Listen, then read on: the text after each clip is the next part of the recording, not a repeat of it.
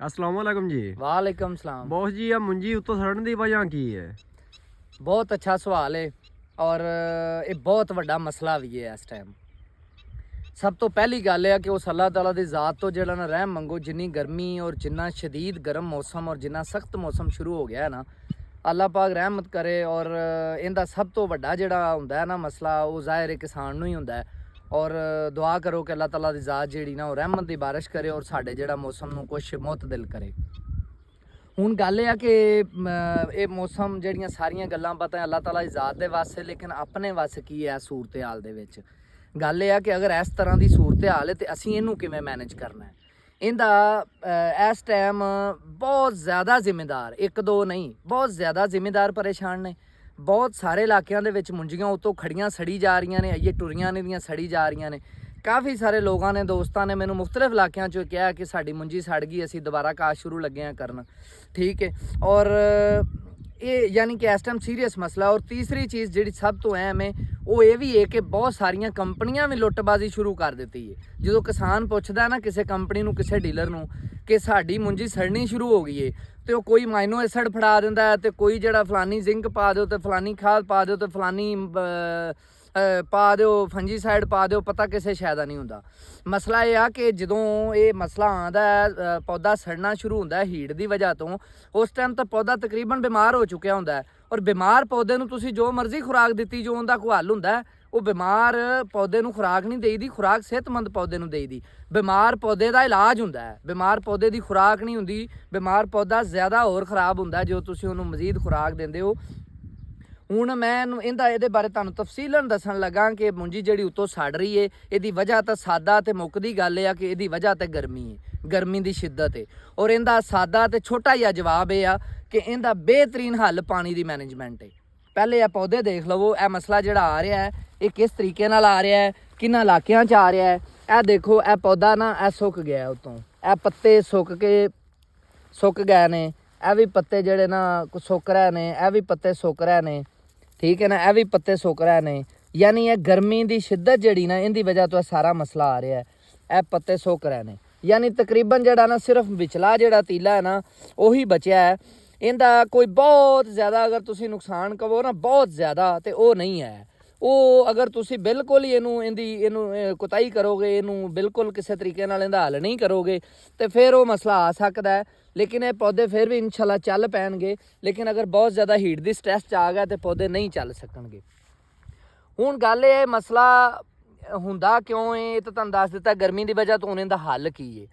ਸਭ ਤੋਂ ਪਹਿਲਾ ਹੱਲ ਹੈ ਕਿ ਜਦੋਂ ਵੀ ਤੁਹਾਡੀ ਲੇਬਰ ਜਿਹੜੀ ਨਾ ਉਹ ਮੁੰਜੀ ਲਾ ਰਹੀ ਹੈ ਨਾ, ਉਸ ਟਾਈਮ ਤੁਸੀਂ ਉਹਨੂੰ ਕਹਿਣਾ ਹੈ ਕਿ ਪਨੀਰੀ ਦੀਆਂ ਗੁੱਟੀਆਂ ਨੂੰ ਇਸ ਤਰੀਕੇ ਨਾਲ, ਜਿਵੇਂ ਇਹ ਗੁੱਟੀ ਹੈ ਮਿਸਾਲ ਦੇ ਤੌਰ 'ਤੇ, ਇਹਨੂੰ ਗੁੱਟੀ ਸਮਝੋ, ਇਸ ਤਰੀਕੇ ਨਾਲ ਉੱਤੋਂ ਇਹਨੂੰ ਨਾ ਇਸ ਤਰੀਕੇ ਨਾਲ ਕਟਾਈ ਕਰਕੇ ਲਾਉਣਾ ਹੈ। ਜਦੋਂ ਇਸ ਤਰੀਕੇ ਨਾਲ ਕਟਾਈ ਕਰਕੇ ਲਾਓਗੇ ਨਾ ਤੇ ਪੌਦਾ ਡਿੱਗੇਗਾ ਨਹੀਂ। ਔਰ ਜਿਹੜਾ ਨਰਮ ਔਰ ਨਾਜ਼ੁਕ ਹਿੱਸਾ ਹੁੰਦਾ ਹੈ ਨਾ ਪੱਤੇ ਦਾ, ਉਹ ਜਿਹੜਾ ਨਾ ਨਾਲੋਂ ਕੱਟਿਆ ਜਾ ਚੁੱਕਿਆ ਹੁੰਦਾ। ਔਰ ਪਿਛਲਾ ਜਿਹੜਾ ਪੱਤਾ ਹੁੰਦਾ, ਪਿਛਲਾ ਜਿਹੜਾ ਪੌਦੇ ਦਾ ਹਿੱਸਾ ਹੁੰਦਾ, ਮਜ਼ਬੂਤ ਹੁੰਦਾ, ਸਖਤ ਜਾਨ ਹੁੰਦਾ। ਔਰ ਉਹਦੀ ਵਜ੍ਹਾ ਤੋਂ ਵੀ ਬਚਤ ਹੋ ਜਾਂਦੀ ਹੈ ਜਦੋਂ ਅਗਰ ਤੁਸੀਂ ਇਹਨੂੰ ਇਸ ਤਰੀਕੇ ਨਾਲ ਉੱਤੋਂ ਤੋੜ ਕੇ ਲਾਓਗੇ। ਦੂਸਰਾ ਇਹਦਾ ਜਿਹੜਾ ਬਿਹਤਰੀਨ ਤੇ ਸਭ ਤੋਂ ਬਿਹਤਰੀਨ ਹੱਲ ਹੈ ਉਹ ਇਹ ਆ ਕਿ ਇਸ ਤਰ੍ਹਾਂ ਦੇ ਮੌਸਮ ਦੇ ਵਿੱਚ ਮੁੰਜੀ ਨੂੰ ਪਾਣੀ ਰੋਜ਼ਾਨਾ ਦੀ ਬੁਨਿਆਦ 'ਤੇ ਲਾਓ। ਬੇਸ਼ੱਕ ਅੱਧਾ ਘੰਟਾ ਲਾਓ, ਪੌਣਾ ਘੰਟਾ ਲਾਓ, ਘੰਟਾ ਲਾਓ, ਯਾਨੀ ਰੋਜ਼ਾਨਾ ਦੀ ਬੁਨਿਆਦ 'ਤੇ ਤੁਹਾਡੀ ਮੁੰਜੀ ਦੀ ਫਸਲ ਨੂੰ ਪਾਣੀ ਤਾਜ਼ਾ ਫਿਰਨਾ ਚਾਹੀਦਾ, ਠੰਡਾ ਪਾਣੀ। ਜਦੋਂ ਤੁਸੀਂ ਉਹ ਠੰਡਾ ਪਾਣੀ ਲਾਓਗੇ, ਉਹਦੇ ਨਾਲ ਕੀ ਹੋਏਗਾ ਕਿ ਉਹ ਇੱਕ ਦਿਨ ਕਮ ਸੇ ਕਮ ਜਿਹੜੇ 12 ਘੰਟੇ ਗਰਮੀ ਵਾਲੇ ਜਿਹੜੇ ਨਾ, ਉਹ ਠੰਡਾ ਪਾਣੀ ਗਰਮ ਹੁੰਦਾ ਉਹ ਟਾਈਮ ਉਹਨੂੰ ਦੇ ਦੇਗਾ। ਤੇ ਇਹਦੇ ਦੌਰਾਨ ਜਿਹੜਾ ਨਾ ਮੁੰਜੀ ਜਿਹੜਾ ਪੌਦਾ ਹੈ ਉਹ ਗਰਮੀ ਨੂੰ ਬਰਦਾਸ਼ਤ ਕਰ ਲਏਗਾ। ਹੁਣ ਪਾਣੀ ਲਾਉਣ ਦੇ ਵਿੱਚ ਵੀ ਮੈਂ ਪਹਿਲੇ ਵੀ ਪਾਣੀ ਦੇ ਵਿੱਚ ਇੱਕ ਪ੍ਰੋਗਰਾਮ ਰਿਕਾਰਡ ਕੀਤਾ ਹੈ, ਲੇਕਿਨ ਮੈਂ ਅੱਜ ਦੁਬਾਰਾ ਦੱਸ ਦਿਆਂ ਕਿ ਜਿਹੜਾ ਤੁਸੀਂ ਪਾਣੀ ਲਾਣਾ ਹੈ ਨਾ, ਇਹ ਤੁਸੀਂ ਪਾਣੀ ਜ਼ਿਆਦਾ ਨਹੀਂ ਲਾਣਾ। ਤੁਸੀਂ ਪਾਣੀ ਜੇ ਜ਼ਿਆਦਾ ਖੜਾ ਕਰੋਗੇ ਮੁੰਜੀ ਦੀ ਫਸਲ ਦੇ ਵਿੱਚ, ਜਿੱਥੇ ਮਰਜ਼ੀ ਤਜਰਬਾ ਕਰ ਲਓ, ਅਗਰ ਮੁੰਜੀ ਦੀ ਫਸਲ ਦੇ ਵਿੱਚ ਜਿਹੜੀ ਇਹ ਚੱਲਣਾ ਸ਼ੁਰੂ ਹੋਈ ਹੈ, ਉਹਦੇ ਵਿੱਚ ਪਾਣੀ ਜ਼ਿਆਦਾ ਕਿਸੇ ਜਗ੍ਹਾ ਤੇ ਖੜਾ ਹੋਏਗਾ, ਤੇ ਉੱਥੇ ਜ਼ਿਆਦਾ ਪੌਦਿਆਂ ਦੇ ਸੁੱਕਣ ਦਾ ਜਿਹੜਾ ਨਾ ਉਹ ਮਸਲਾ ਆਏਗਾ।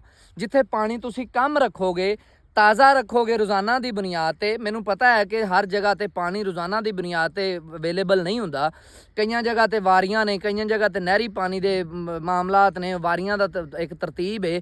ਲੇਕਿਨ ਇਹ ਹੈ ਕਿ ਦੇਖੋ ਇਸ ਮਾਮਲੇ ਨੂੰ ਅਸੀਂ ਮੈਨੇਜ ਕਰਨਾ ਹੈ, ਜਿਵੇਂ ਵੀ ਇਹਨੂੰ ਕਰੀਏ। ਬੇਸ਼ੱਕ ਅਸੀਂ ਜ਼ਿੰਮੇਦਾਰ ਆਪਸ ਦੇ ਵਿੱਚ ਪਾਣੀ ਇੱਕ ਦੂਜੇ ਨਾਲ 2-2 4-4 ਘੰਟੇ ਜਿਹੜਾ ਨਾ ਆਪਸ 'ਚ ਤਬਦੀਲ ਕਰਕੇ ਜਿਹੜਾ ਨਾ ਇਸ ਤਰੀਕ ਨੂੰ ਇਸ ਚੀਜ਼ ਨੂੰ ਮੈਨੇਜ ਕਰੀਏ, ਲੇਕਿਨ ਇਹਨੂੰ ਕਰਨਾ ਜ਼ਰੂਰੀ ਹੈ। ਹੁਣ ਇਹਦਾ ਸ਼ਾਰਟ ਲਫ਼ਜ਼ਾਂ ਦੇ ਵਿੱਚ ਗੱਲ ਇਹ ਆ ਕਿ ਇਹਨੂੰ ਪਾਣੀ ਰੋਜ਼ਾਨਾ ਲਾਓ, ਤਾਜ਼ਾ ਪਾਣੀ ਲਾਓ, ਔਰ ਕੋਸ਼ਿਸ਼ ਕਰੋ ਕਿ ਸੈਕਿੰਡ ਟਾਈਮ ਪਾਣੀ ਲਾਓ। ਪਹਿਲੇ ਟਾਈਮ ਵੀ ਲੱਗ ਜਾਏ ਕੋਈ ਮਸਲਾ ਨਹੀਂ ਐਡਾ, ਦੁਪਹਿਰ ਟਾਈਮ ਵੀ ਲੱਗ ਜਾਏ ਕੋਈ ਐਡਾ ਮਸਲਾ ਨਹੀਂ, ਲੇਕਿਨ ਕੋਸ਼ਿਸ਼ ਕਰੋ ਸੈਕਿੰਡ ਟਾਈਮ ਲੱਗੇ ਔਰ ਰੋਜ਼ਾਨਾ ਦੀ ਬੁਨਿਆਦ ਤੇ ਪਾਣੀ ਲੱਗੇ। ਇਹਦੇ ਵਿੱਚ ਕੀ ਹੋਏਗਾ ਕਿ ਅਸੀਂ ਫਸਲ ਵੀ ਸਾਡੀ ਬਚ ਜਾਏਗੀ, ਔਰ ਜਿਹੜੇ ਫਜ਼ੂਲ ਦੇ ਅਖਰਾਜਾਤ ਜਿਹੜੇ ਡੀਲਰ ਹਜ਼ਰਾਤ ਜਾਂ ਕੰਪਨੀਆਂ ਜਿਹੜੀਆਂ ਤੁਹਾਨੂੰ ਅਮਾਈਨੋ ਐਸਿਡ ਤੇ 3-3 4-4 ਹਜ਼ਾਰ ਦੇ ਸਪਰੇਅ ਤੁਹਾਨੂੰ ਉਹ ਛਾਪਰ ਭਰ ਕੇ ਦੇ ਦਿੰਦੇ ਨਾ, ਉਹਨਾਂ ਤੋਂ ਵੀ ਅਸੀਂ ਬਚ ਜਾਾਂਗੇ। ਔਰ ਸਾਡਾ ਜ਼ਿੰਮੇਦਾਰ ਐਡਾ ਭੋਲਾ ਹੈ ਕਿ ਉਹਨੂੰ ਇਸ ਚੀਜ਼ ਦਾ ਨਹੀਂ ਪਤਾ ਕਿ ਮਸਲਾ ਕਿਸ ਵਜ੍ਹਾ ਤੋਂ, ਉਹ ਇਹ ਸਮਝਦਾ ਕਿ ਖਰੇ ਕੋਈ ਬਿਮਾਰੀ ਹੈ, ਔਰ ਬਿਮਾਰੀ ਲਿਜਾ ਕੇ ਤੇ ਉਹ ਡੀਲਰ ਫਿਰ ਉਹਦੀ ਇਸ ਜਿਹੜੀ ਭੋਲਾਪਨ ਹੈ ਨਾ ਉਹਦੇ ਤੋਂ ਫਾਇਦਾ ਚੁੱਕਦਾ ਹੈ ਤੇ ਫਿਰ ਹਜ਼ਾਰਾਂ ਰੁਪਈਏ ਬਟੋਰਦਾ ਹੈ। ਔਰ ਮੈਨੂੰ ਇਸ ਜ਼ਿਮੀਂਦਾਰ ਦੀ ਇਹ ਜਿਹੜੀ ਪਰੇਸ਼ਾਨੀ ਹੈ ਨਾ, ਇਹਦਾ ਦਰਦ ਹੈ, ਔਰ ਇਸ ਦਰਦ ਦੀ ਆਵਾਜ਼ ਮੈਂ ਤੁਹਾਨੂੰ ਦੱਸਣਾ ਪਿਆ, ਔਰ ਇਸ ਦਰਦ ਦੀ ਵਜ੍ਹਾ ਤੋਂ ਹੀ ਤੁਹਾਨੂੰ ਇਹਦਾ ਹੱਲ ਵੀ ਦੱਸਣਾ ਪਿਆ। ਔਰ ਇਹ ਆਖਰੀ ਗੱਲ ਇਹ ਆ ਕਿ ਇਹਦਾ ਇਸ ਪਾਣੀ ਦੀ ਮੈਨੇਜਮੈਂਟ ਤੋਂ ਇਲਾਵਾ ਕੋਈ ਦੁਨੀਆ ਜਹਾਨ ਚਲਾ ਹੀ ਨਹੀਂ ਹੈਗਾ, ਮੁੱਕ ਦੀ ਗੱਲ। ਤੇ ਐਵੇਂ ਫਜ਼ੂਲ ਜਿੰਨੇ ਮਰਜ਼ੀ ਪੈਸੇ ਖਰਚੀ ਜੋ, ਮੈਨੂੰ ਇਜਾਜ਼ਤ ਦਿਓ। ਕਿਸਾਨ ਜ਼ਿੰਦਾਬਾਦ, ਪਾਕਿਸਤਾਨ ਪਾਇੰਦਾਬਾਦ। ਬੌਸ ਜ਼ਿੰਦਾਬਾਦ।